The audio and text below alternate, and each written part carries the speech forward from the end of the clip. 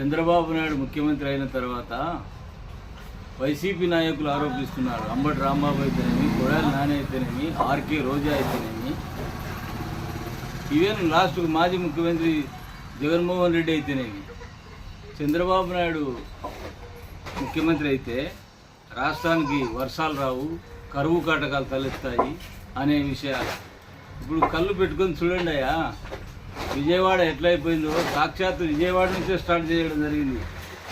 వర్షానికి ఆయన యొక్క రాకకు ఏ విధమైన సంబంధం ఉందా?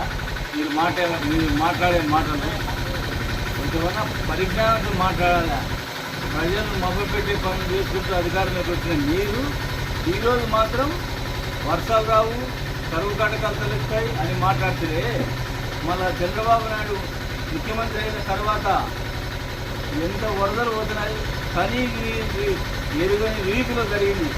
ఈరోజు వరద బీభత్సం ఈవెన్ విజయవాడ నుంచే స్టార్ట్ అయ్యింది.